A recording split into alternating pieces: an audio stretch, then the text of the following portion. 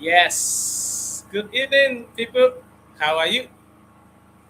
Okay. Looks like we still have to touch up on our lighting a bit. You see the light, Abby? Yes. Okay. But I hope this makes some sense. It looks like we are like on a good flow.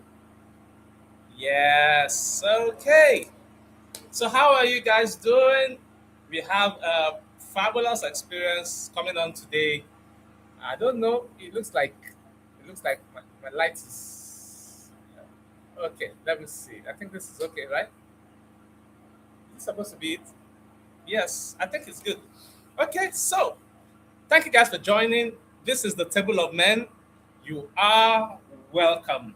As you can see, today we are on this this campaign about about the emotionally intelligent man. Trust me, this conversation is one that I know is quite interesting. Many men, have found it pretty difficult to, to get a grip on what it means for them to be emotionally intelligent. So we're just going to dive through, a few areas, touch up on a few things. Okay, I think it looks good, right? Yeah. So thank you for joining. This is ManityHQ. Okay, ManityHQ. Um, our mission is principally to create a safe space where can uh, men can be heard, can heal, and get help. So the Table of Men is one of those initiatives that we have, put on the table where men can express themselves. I mean, the whole idea of this Table of Men is to have, meaningful conversations that run deep, talk about topics that are hardly ever discussed among men, and perhaps learn from one another. And may I remind you, at the Table of Men, you should have your glass. I like to drink water.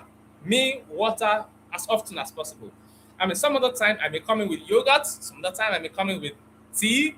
Some other time I may come in with something else. But it's been water for me for the past few weeks.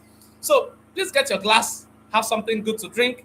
We talk through the next 30 minutes or 45 minutes thereabout, and then we call it a wrap. So, guys, welcome to the Table of Men. Okay, so let's talk. What exactly is emotional intelligence? For one, I know that there are so many people who have skilled ideas of what emotional intelligence is all about. And I think we should actually begin that by, first of all, understanding what are emotions. Emotions. What are emotions? You see, emotions, the way I like to describe them, emotions are energy in motion. E, energy in motion. So emotions are energy in motion. And from my experience, when people do not understand the concept of emotions, it becomes really difficult for them to get a grasp on how they can. Sorry, 1 second. I need to share this. Please, if you are watching, please share the links to your friends, your WhatsApp status, everywhere. This conversation is one that a lot of people should be involved with. Perhaps if you are not able to join in live right now as we're talking, then you should be able to stream this, in person. I mean, later on, right? Yeah. So, 1 second. I'm gonna put this up, and then there we go. Yes. So, I was talking about emotions. So emotions are that's those impulses, let me call them.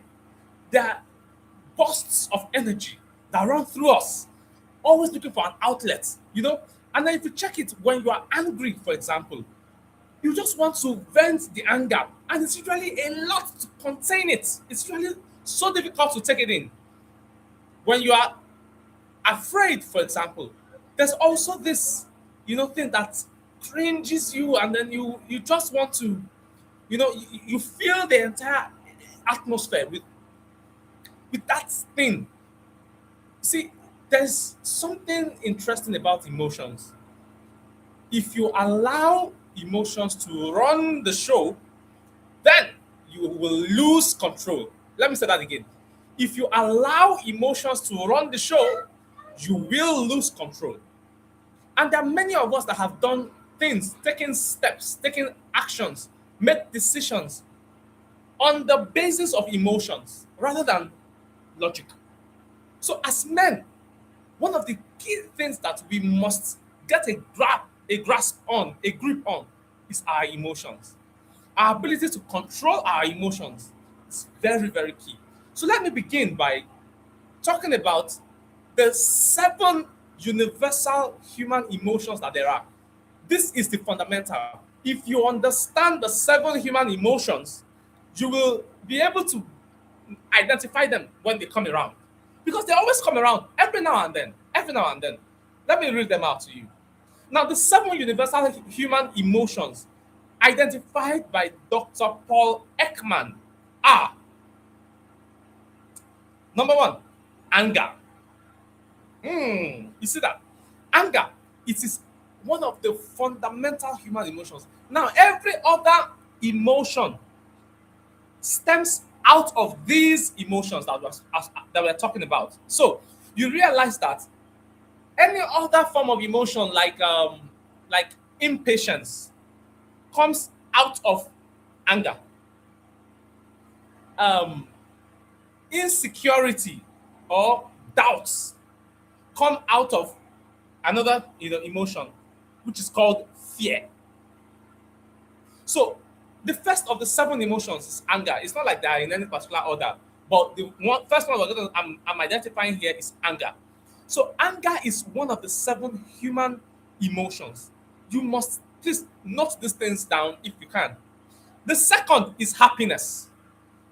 Happiness, that is what some of us call joy, excitement, enthusiasm, high morale.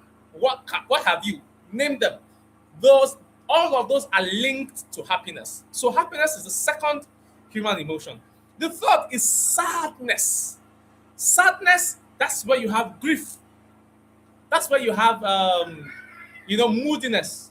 So you have anger, you have happiness, you have sadness. Then you have another one that a lot of people do not actually realize. That is surprise. Hey. Surprise is a fundamental human emotion. That thing that catches you by surprise, and then you react in a certain way, either out of shock or out of shock or out of being startled. It is a fundamental human emotion, surprise. Another one is fear. I mentioned this earlier. Fear is a fundamental human emotion. There is nothing wrong with feeling fear. There's nothing wrong with experiencing these emotions. They are part and parcel of standard human experience. If you do not feel any of these emotions, something is wrong with you. I'm telling you, something is wrong with you. Where the problem comes is when you now allow the emotion to control you. Remember what I said earlier. If you allow the emotions to control you, you will lose control. If you allow the emotions to control you, you will lose control. Was that how I said it? I said it somehow. I've forgotten. And then another one is contempt. Contempt. And this is where people feel like somebody is wicked. Somebody is mean. Someone is wicked, somebody is mean. Contempt. Contempt. You just, and jealousy is inside here, inside this contempt. Jealousy is inside here. When you just have, you feel you feel so irritated, as it were. No, not irritated. You feel, livid. You feel like crushing the person. Contempt. We all feel it. It is a standard human emotion. And then the last one, the 7th one, is disgust. You feel irritated, you feel appalled, you are disappointed.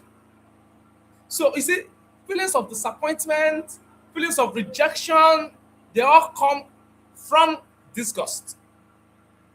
My brothers, the seven human emotions, if you know them and you can master them, you are on the road to emotional intelligence. And I wonder how people teach emotional intelligence but never identify the seven human emotions.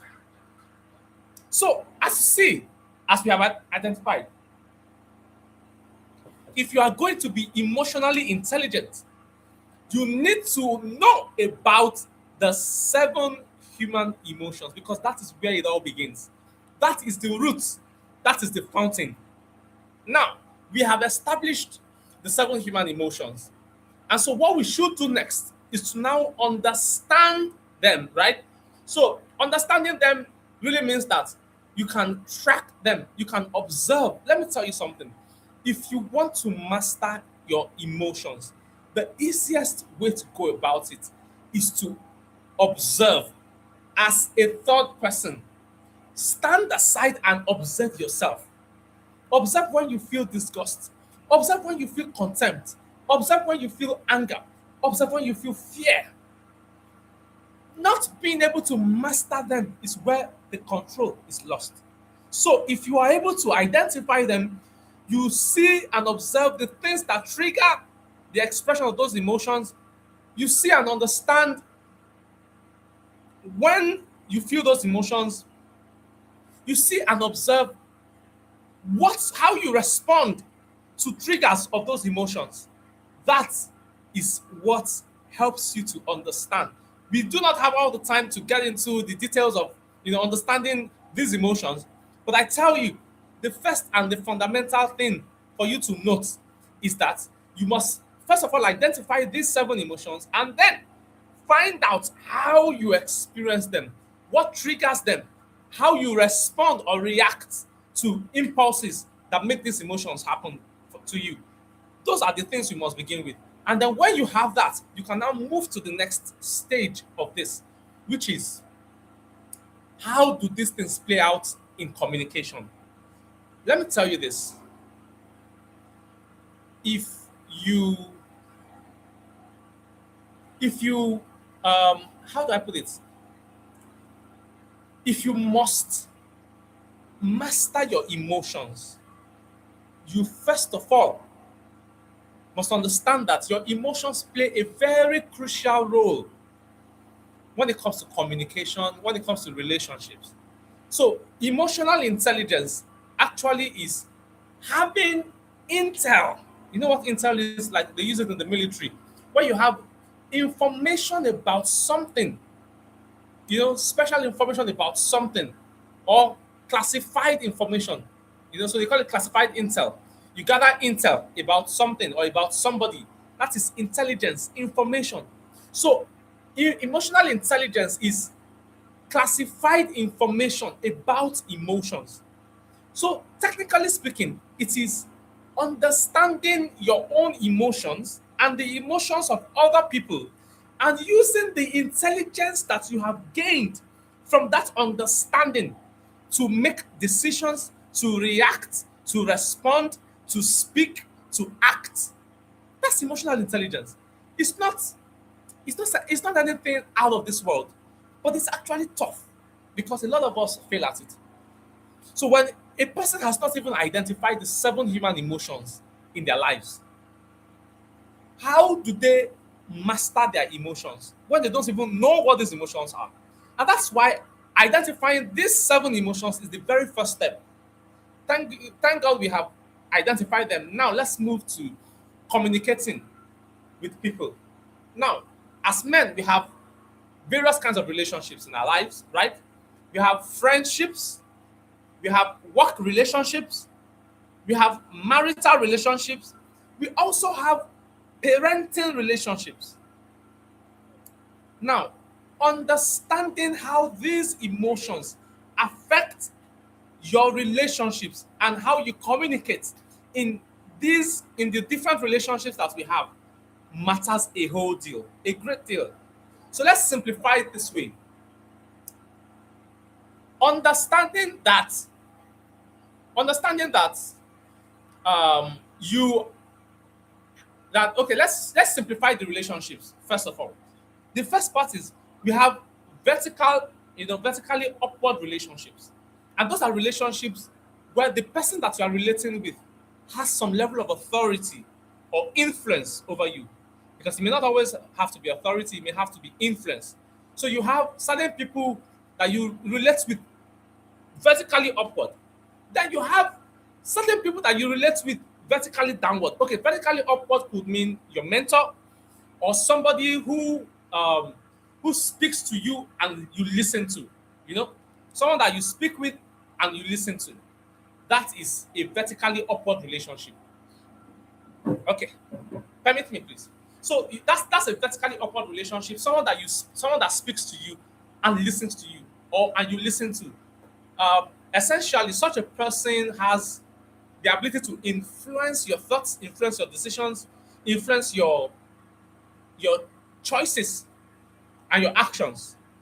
Now, that kind of a person, there is a way that you must communicate with them with an understanding of the emotions that are dominant. Now, when you speak of vertically downward relationships, for example, your relationship with your child is a vertically downward relationship. You influence them. You influence their thinking, you influence their decisions, you influence their actions. You must understand their emotions, the emotions of your child, for example, in this case, or a mentee, a protege, a junior staff to you, or something. You must understand their emotions and yours, and how these emotions influence their decisions. So you use the intelligence, the information, the classified information you have about these emotions to relate, to communicate. Ah, I don't want to go too deep into this. So let me give an example. If you understand that the person that is, vertically upward to you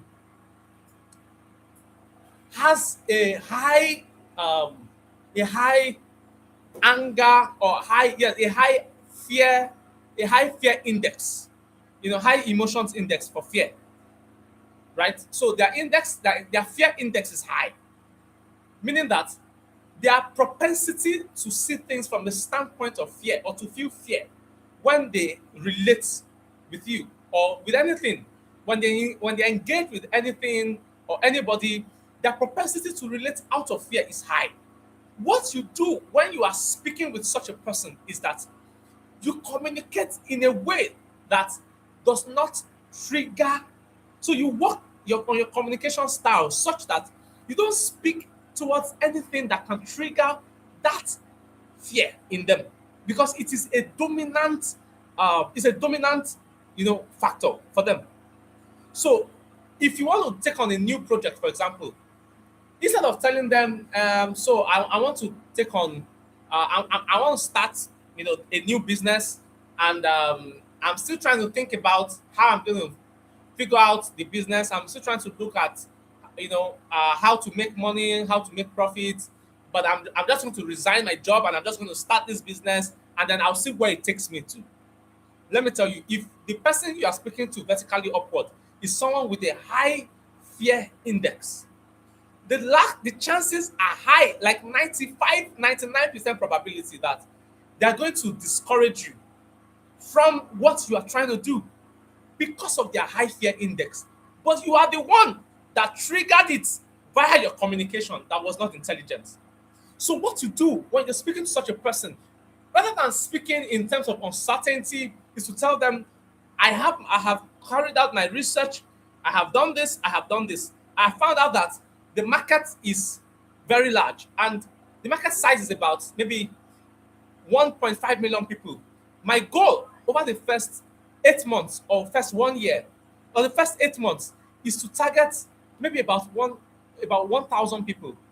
If I can reach about 1,000 people, out of that 1,000 people, I'm expecting that I may be able to maybe get roughly 50 of them over the next 8 months.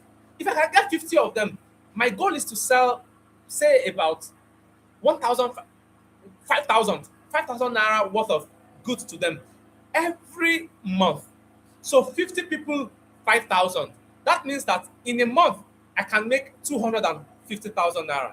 What am I saying? 50 people, 5,000. Yes, 250,000 every month from these people. Now, my profit margin from that 250,000 is about 40%. That means that I can conveniently make 100,000 naira from these people every month. If I make 100K every month, over the next 8 months, I will have guaranteed returns of 800,000 naira. What that means is that if I am able to intensify on my efforts to see to it that I am able to push my sales beyond just 5,000 naira from them, I'm able to push my sales to say about 7,000 naira. That means I can actually increase my earnings to about 350,000 monthly. So my goal is that in the first 3 months, 5,000. In the next 3 months, 6,000. In the next 3 months after that, 7,000. By the 12th month, I expect that I should be able to get roughly 8 to 10,000 naira from each of these people. My brother, what you have done by doing this is that you have dispelled, their propensity. You have lowered the risk of them going in the direction of fear. Why? How? Because you understand their emotions and you have used that intelligence that you got to decide and structure your communication to them. This is how communication works via emotional intelligence. And as a man, you must understand the emotions of your spouse. You must you must use the intelligence that you have about your spouse's emotions to communicate with her. You cannot throw it even to chance and just say, whether she gets it or not, that's her problem. That's not the whole idea. The whole idea of communication is that you are trying to transmit a certain understanding, a certain reality from yourself to the other person. If they don't get it, your communication was ineffective. And one of the ways to make your communication effective is when you leverage emotional intelligence to make communication happen. So, my brother, what we have on our hands as men is that we need to understand the emotions, the 7 human emotions of our spouses. You must do the same thing for your children, each of them. Now, those are just vertical relationships, upward and downward. But so we're still looking at horizontal relationships and diagonal relationships. So, horizontal relationships are your friends on one side, colleagues on the other side, right? So colleagues that are more like on the same level with you in quote, right? You equally influence one another. Your friends you equally influence. So you have the formal horizontal, you have the informal horizontal, and then you have the diagonal. So the diagonal ones are ones that they influence you, but you also somehow influence them. And you have the diagonal, the lower diagonal. So you have the upper diagonals, you have the lower diagonals, right? So the lower diagonals, they subtly influence you, but you influence them more, right? So it's upward and downward, diagonally, and then horizontally, informal and formal. So on the diagonal side, you have the informal diagonal, you have the formal diagonal as well. So the whole idea here is this: for each of the important people in your life, your boss, your business partners, your friends, um, your children, your spouse will be on the horizontal, on the horizontal level because she influences you whether you like it or not. You know, all of these relationships, your colleagues in the office and what have you, your business partners, your clients, your vendors, all of them, you must understand their dominant emotions. You have to check out their emotional index along these 7 emotions. What is their fear index? What is their anger index? What is their contempt index? Because some people, you just wonder, what did I say? That they just tuned off. They have high contempt index. People with high contempt index get irritated easily. They are the ones that are looking at how you talk, when you talk, what you say. If you mistalk, Bam, that's it. And then some people may not necessarily have high contempt index, but maybe certain situations that have happened to them or certain things that they are going through in that moment raises their contempt index such that they just pick up offense easily. So you see some people, you wonder why they get easily offended. Not anger, oh, they just easily take offense. They are irritable. It's high contempt index. That's the issue. It's an emotional issue. That's just it. It's an emotional issue. So understanding these things helps you to navigate, relationships. Navigate relationships, know how to engage this one based on their emotional index, right? So when you look at the index of each of those emotions, you can easily determine how to engage, how to approach, when to approach, how not to approach, what to say, what not to say. All these things, come together to affect and influence how you engage with these people in your life. Now, the other angle of emotional intelligence is a conflict resolution. When you have conflict, conflict situations with any of these people, you must, if you are going to resolve that conflict easily and make the most of the situation, you need emotional intelligence as well. Again, what's their emotional index? Based on that conflict, what is high? Is it contempt? Is it anger? Is it fear? Which emotion is driving them in the heat of that conflict? Do you realize that it is not all conflict that has anger involved? Sometimes it is contempt.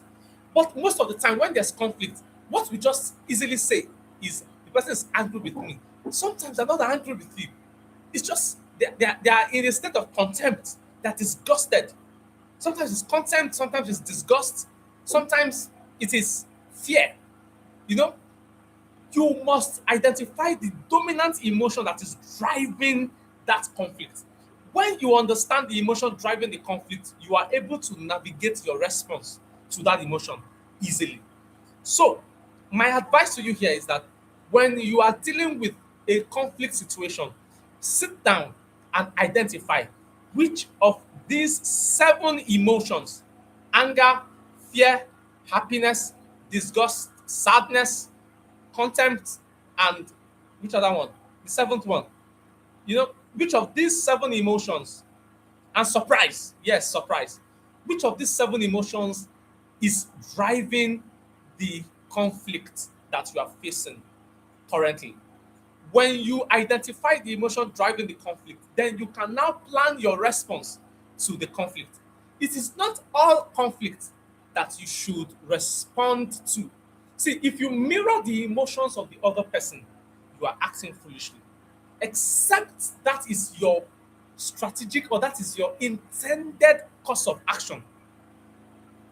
But if you just, out of the blues, spontaneously respond or mirror the emotions of the other person when you are in a state of conflict, then you are acting out of place. You are not in control of the situation. You will likely see that conflict degenerate into something you don't like, into a state of decay. The moment conflict begins to degenerate, you're basically losing out, missing out, right? So it's important that we understand that emotional intelligence plays a huge role in conflict resolution. If you are going to resolve conflict, you need to master emotions. So this, I'm going to leave this comment here. In every conflict, first thing is to identify the dominant emotion that is driving the conflict at hand. When you find this out, that is what helps you to effectively manage the conflict. Many of us are trying to resolve conflict. See, if you check it, all the conflicts that the most troubling conflicts that you're dealing with right now, if you check them out, you realize that the big deal is actually in the light of conflict, in the light of the emotions that are driving that conflict. So your job, first of all, is to identify the conflict, identify the emotion driving the conflict, the dominant emotion driving the conflict. When you identify that, you can now plan your response. So, two questions I think we can easily answer. How do you express emotions?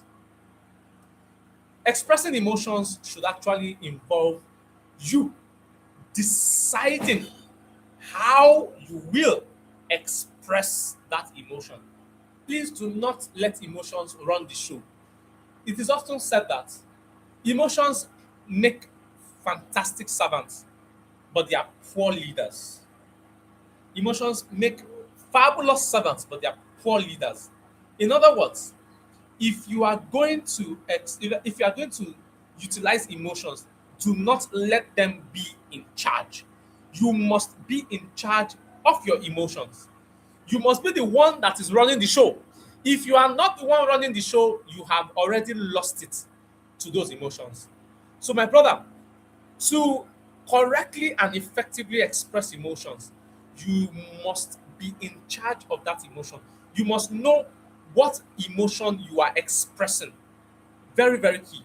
You must know what emotion you are expressing. If you know the emotion you are expressing, you will likely, if you know what emotion you want to express, you will likely uh, take up the right emotion and express it correctly. That's the first question I want us to deal with. The second question here is, what strengthens relationships? I think one of the things that strengthens relationships the most is an understanding of emotions. If you understand the emotions that you're dealing with at the time, both from your own side and from the other person's side, bingo. So if you have a anger high anger index as a person, and then you are speaking with somebody who has high disgust index, do you know that the chances of having conflict with that person is very, very high, because the person expresses disgust based on their high disgust factor or index. So based on their high disgust index, they express disgust as something that you say, and because of the emotion that they are expressing to you, you have a high anger index. You get angry, and then you burst because of their own emotional expression. But when you have emotional intelligence, you know that you have high anger index. The person that you're talking to has high disgust index. You will regulate your anger in that moment and elevate, do everything to elevate your happiness index, so that you can manage that situation and not allow it degenerate into conflict. Now you see it. That is how we manage emotions and strengthen relationships using emotions. So the emotionally intelligent man is the man who understands his emotions, understands his emotions index, and also understands the emotions index of the other people that he engages with or relates with, and utilizing the information, the intelligence from the two sides, is able to build flourishing and viable relationships with himself and with these people, and nurture them. That's what it is to be an emotionally intelligent man. So the emotionally intelligent man is the man who understands his own emotions and those of others, and uses that intelligence to nurture relationships and to strengthen them, to resolve conflicts, to communicate effectively, and otherwise. So, guys, this is where we draw the curtains on today's episode of Table of Men. I hope you had a solid drink with you. My glass of water is almost finished. All right, so that's it Until we meet again at the next episode of the Table of Men, please keep it real, keep it flat, keep it flying, keep it going. This is the Table of Men where we discuss all things that pertain to men. Amazing conversations, meaningful conversations, conversations that we can learn from and we can engage. Thank you, everyone who joined this conversation. Let's keep this conversation going in the comments right under this video. Let's keep it going in the comments. Share your experiences. Tell us something that you have learned, something that you have picked up from this conversation, and then share the links. Share the links with everyone in your circle. Let them know that there is a Table of Men. And next week, about this same time, 8 p.m. West African time, we meet here at the Table of Men. Thank you, everyone. Have a good night rest. Bye bye.